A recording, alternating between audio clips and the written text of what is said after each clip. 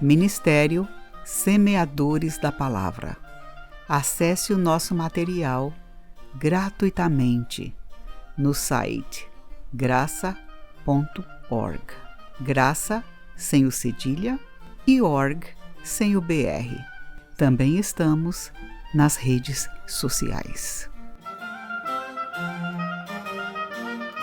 Série A Lei de Deus. Estudo número 10. Obediência à lei e seus benefícios. No estudo passado desta série, explicamos que as nossas experiências nesta vida, tanto experiências físicas quanto espirituais, estão diretamente ligadas à nossa proximidade do Criador. Quando nos aproximamos de Deus, experimentamos tudo de bom que Ele tem para nos dar: amor, bondade, misericórdia, bênçãos, etc. Da mesma forma, quando nos distanciamos, experimentamos o oposto do que Ele tem de bom: ira, raiva, malícia, tristeza, abandono, maldições, etc. Em outras palavras, no nosso relacionamento com Deus, as experiências pelas quais passamos não são causadas pelo próprio Deus, mas sim por nossa distância ou proximidade de sua presença. A boa experiência ressoa e se faz sentir porque tudo que é bom faz parte de quem é Deus. Diferentemente dos seres humanos, Deus não possui em si o bem e o mal para retribuir aos outros, mas apenas o bem. São as suas criaturas que experimentam o mal ao se distanciarem do bem que nele existe. Por exemplo, sem Deus, o universo é trevas, mas com Deus é luz. Sem Deus é inquietação, mas com Deus é paz. Sem Deus é morte, mas com Deus é vida.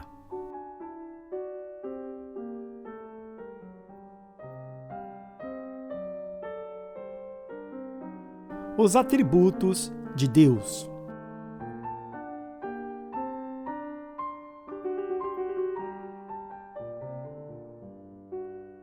Deus possui vários atributos, sendo que os três mais conhecidos são a onipotência, a onipresença e a onisciência. Atributo é o mesmo que qualidade ou característica inerente. Inerente significa aquilo que faz parte de algo, aquilo que é natural de algo ou alguém. Neste caso, os atributos de Deus é tudo aquilo que faz parte ou é natural dele. Todo ser racional possui atributos ou qualidades. Geralmente, porém, o termo atributo não é usado para as criaturas, mas apenas para o Criador. Isto porque associamos a palavra atributo com perfeição ou algo na sua totalidade. Deus é todo sábio, todo bom, todo misericordioso e também todo correto. Deus possui a perfeição da ordem. Tudo que vem de Deus é certo e resulta em paz e felicidade. Esta ordem de Deus chega até nós através da sua lei.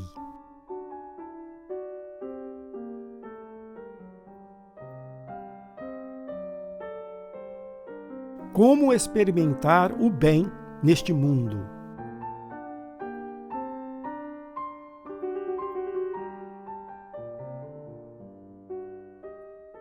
A maneira que o cristão experimenta o bem é através da ordem. Estamos bem quando tudo ao nosso redor está em ordem. E estamos mal quando o caos começa a se manifestar e se sobrepor à ordem. Estamos péssimos quando o caos ascende ao ponto de reinar em nossa vida. Este caos é o resultado direto do distanciamento da ordem que existe em Deus. E esta ordem é a lei de Deus. O acesso à ordem de Deus é sempre através da obediência à sua poderosa lei. Assim que começamos a obedecer a Deus, já nos primeiros passos, o caos começa a ceder o seu lugar de liderança na vida do pecador. Quanto mais obedecemos, mais ele perde o seu domínio, até que eventualmente a ordem assume o seu devido lugar na vida do cristão, e ele experimenta o bem que flui do trono de Deus. Não existe ordem à parte da magnífica lei de Deus. Qualquer tentativa de se obter ordem à parte da incrível lei de Deus terminará em fracasso. Isto ocorre porque a verdadeira ordem só possui uma fonte: Deus.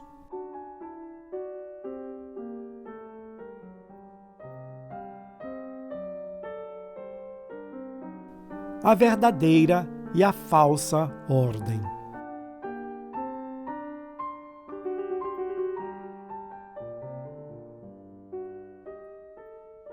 Todo o bem que vem de Deus é eterno e verdadeiro.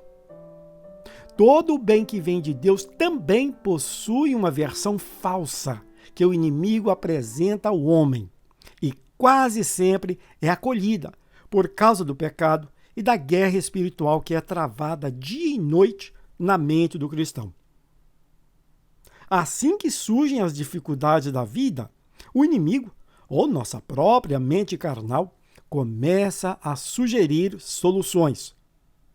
Neste momento, se o cristão já tem por hábito filtrar as suas decisões pela infalível lei de Deus, ele iniciou a procura da solução dentro do desejo do Senhor.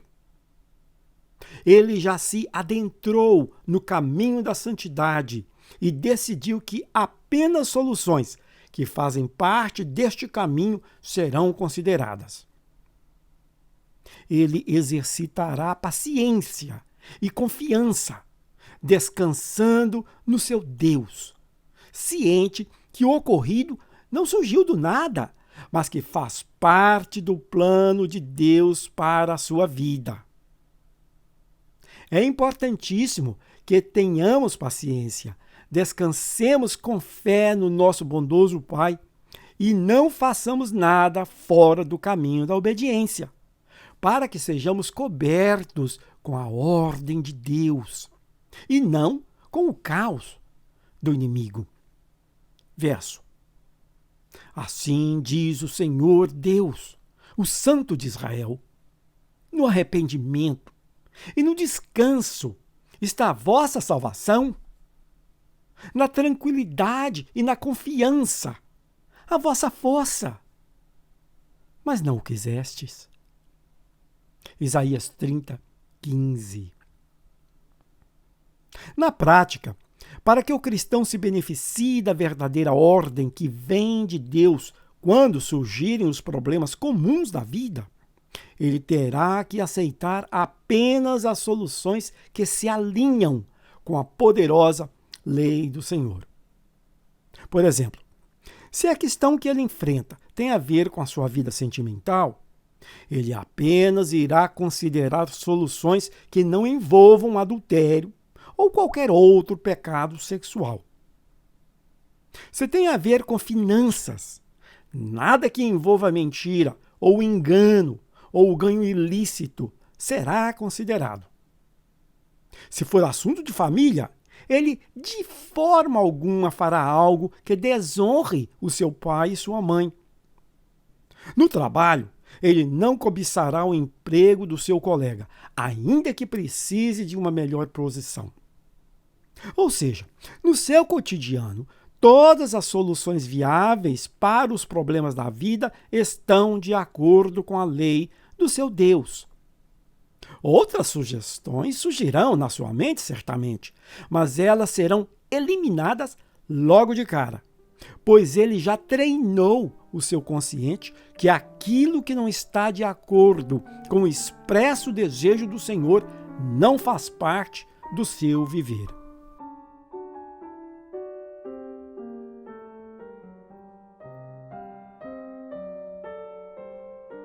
Os benefícios da lei em um mundo de pecados.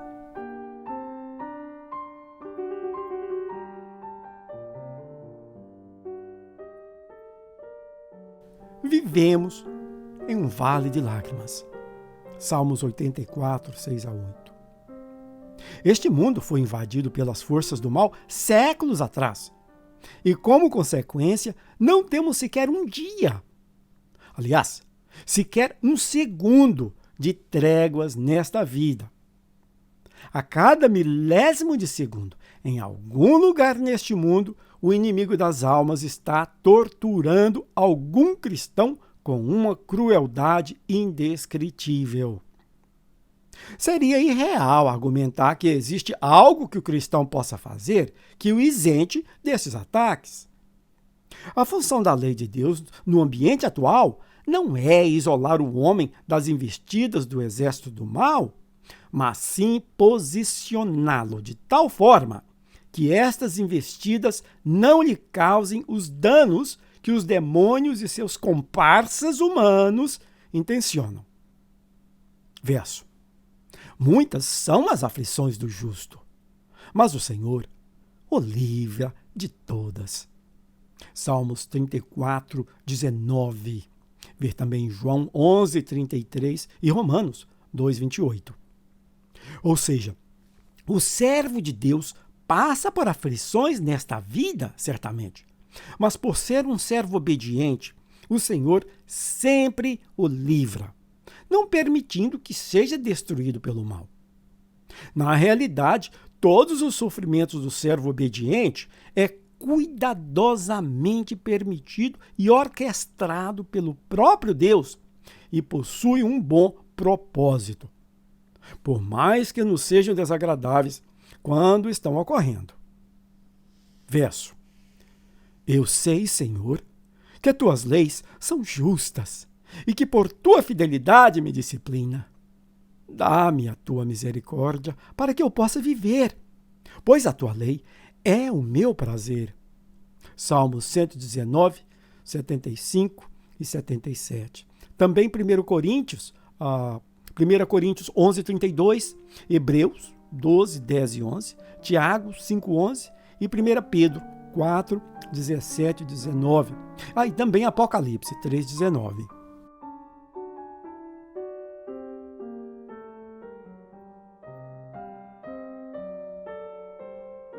O benefício da lei de Deus para a salvação.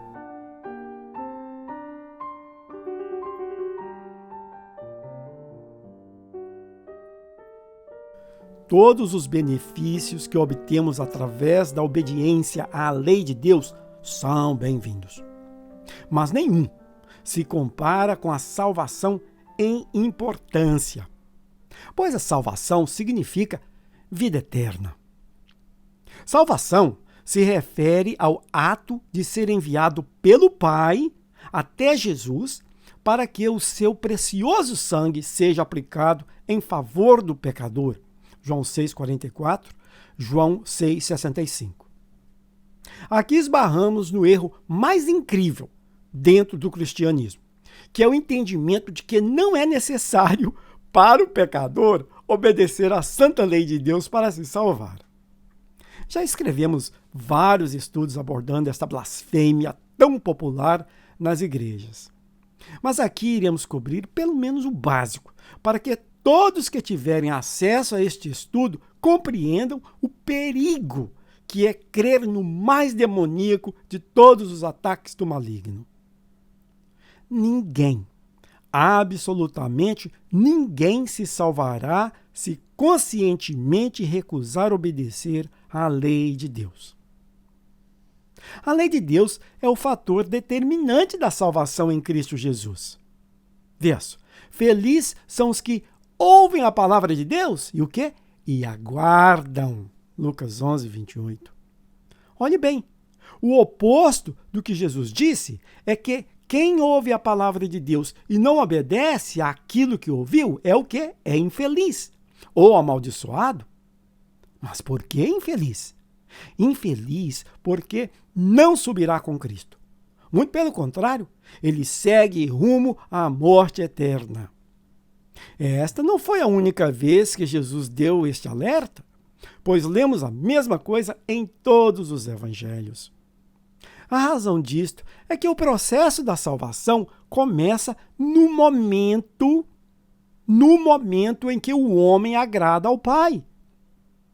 Ou seja, a salvação é através do Filho, mas se inicia pelo Pai. Verso: ninguém pode vir a mim, se o Pai que me enviou não o trouxer, e eu o ressuscitarei no último dia. João 6,44. Mais claro que isto, impossível. E observe que isto não veio das cartas de ninguém para ninguém. Não foi Pedro, nem Paulo, nem Tiago. Mas esta verdade saiu dos próprios lábios de Jesus. Note que neste verso, Jesus identifica o Pai como a origem dos dois eventos que resultam na salvação das almas. Primeiro, o Pai enviou o Filho ao mundo. E segundo, o Pai enviou o homem até Jesus. Se o Pai que me enviou não o trouxer.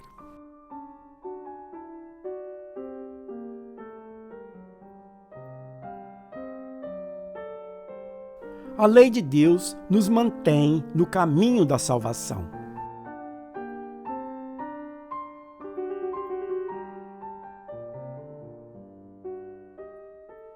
Qualquer cristão corre o risco de se desviar do caminho da salvação se negligenciar a obediência à imutável lei de Deus.